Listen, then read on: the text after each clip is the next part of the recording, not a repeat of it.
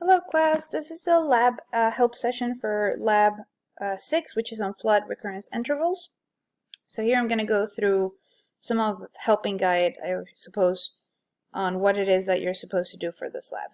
So the equipment that you require are a ruler, you need Excel for sure, you need colored pencils, and then you need to be able to either scan or take a very good picture of your resulting map.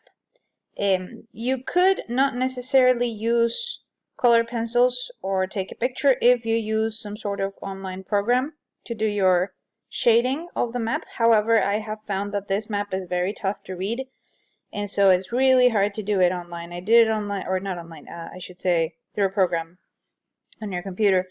I did it that way, and it was a lot harder than just doing it on a printed version of your map. So you are welcome to do it on some sort of program. I use PowerPoint, but you can use Paint or whatever, Inkscape, something like that.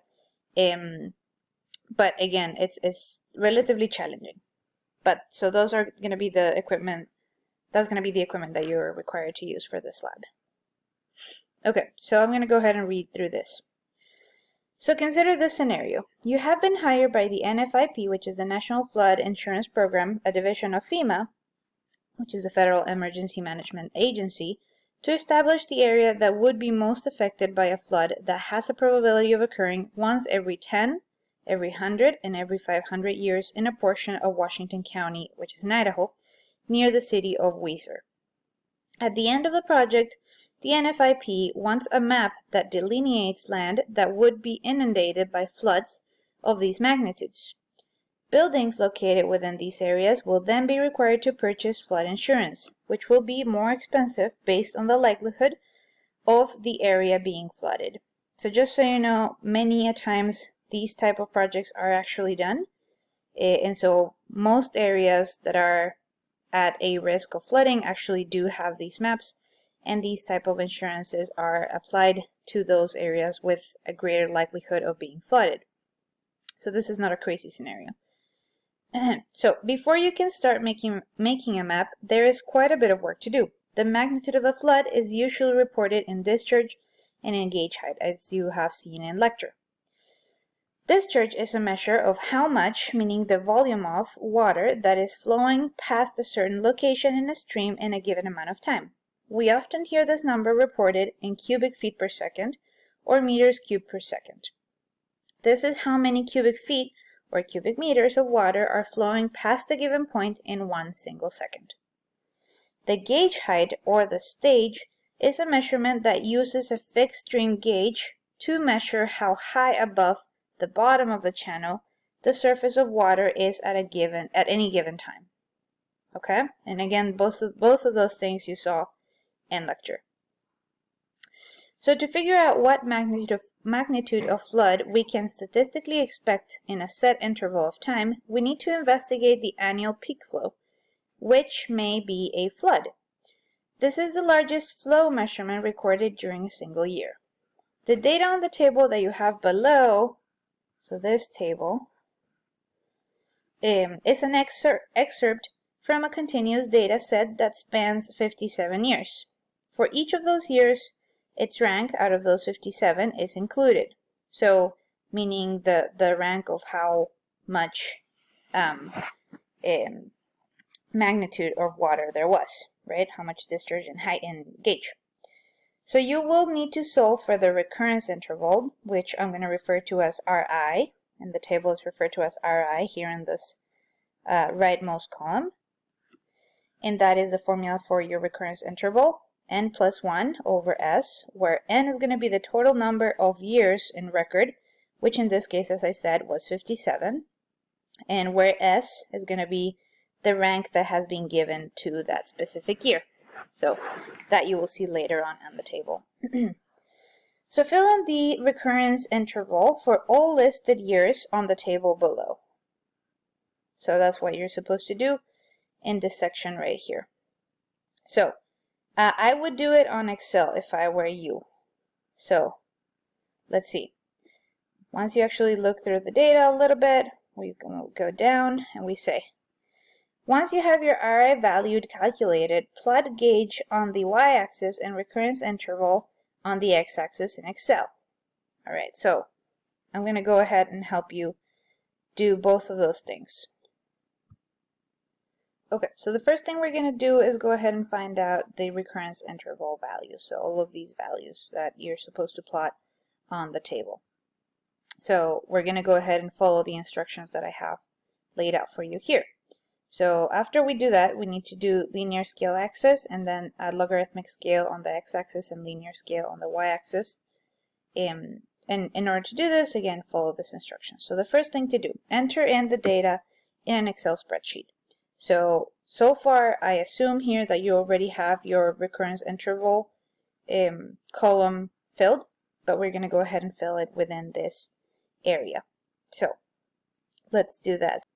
Alright, so I already input the values here for the gauge and the rank, which were given in your table from the PDF document. So now we just have to find the recurrence interval. So remember that the recurrence interval formula is equal to n, which was 57 plus 1, divided by the rank. So in this case, it would be by this one. Alright, so that's going to be the first value. If you drag this down, you're going to get the same formula for each of the values that you need. So in order to fill in that table that you had in your PDF document, these are going to be the recurrence interval values that you're supposed to put on that right-handmost column. Okay? Excellent. Alright, so the second thing that we need to do is highlight the data that you want to plot. So remember that we want to plot the gauge on the y-axis and then the recurrence interval on the x-axis. So from this values, we only want these two columns to be highlighted. Okay.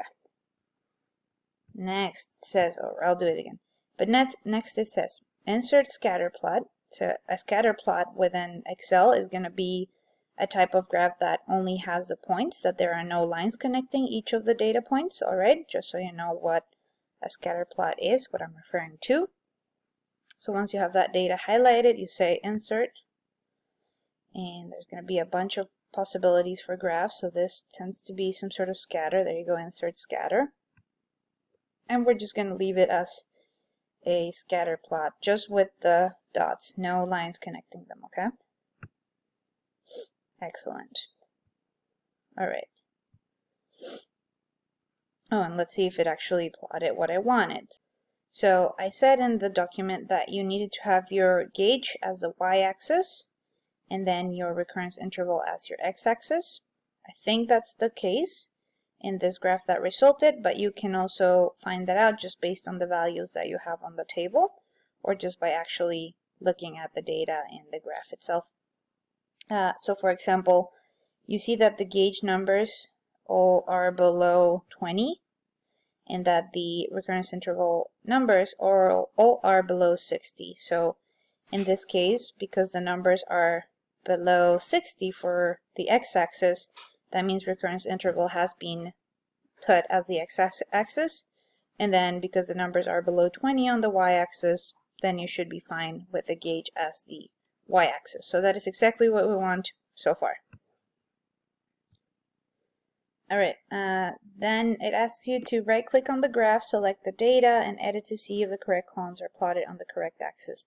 So I basically explained just how to do this visually. You can also do as the instruction is asking you to. Then we say, add a title to your graph and label axis under layout and then labels. Straightforward, so let's go ahead and do that. Oh, sorry. So you can call this RI versus gauge. Then here on the plus thingy, it will allow you to have axis titles. So sure, we want titles. So here again we have the RI, and here we have the gauge.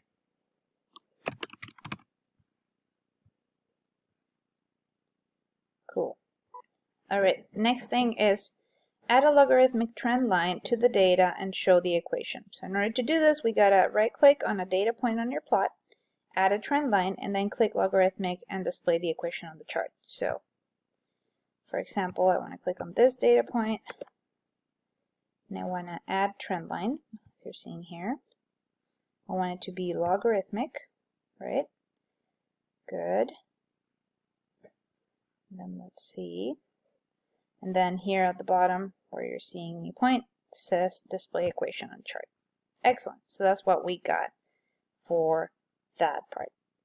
Alright, so after you've done that, you have these two last steps. I'm not going to do those for you, since I think it's pretty straightforward once you have the trend line and the equation in there to go ahead and do it. So you can go ahead and do those last two steps.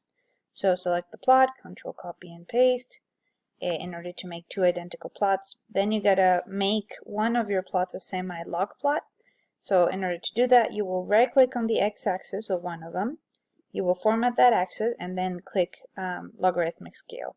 So it's pretty straightforward. Okay. So again, if you need any help graphing in Excel, search in the search engine of Excel is pretty good. Or you can use Google or DuckDuckGo or whichever other search engine that you prefer. So for help on specific to your version of Excel, I would do this.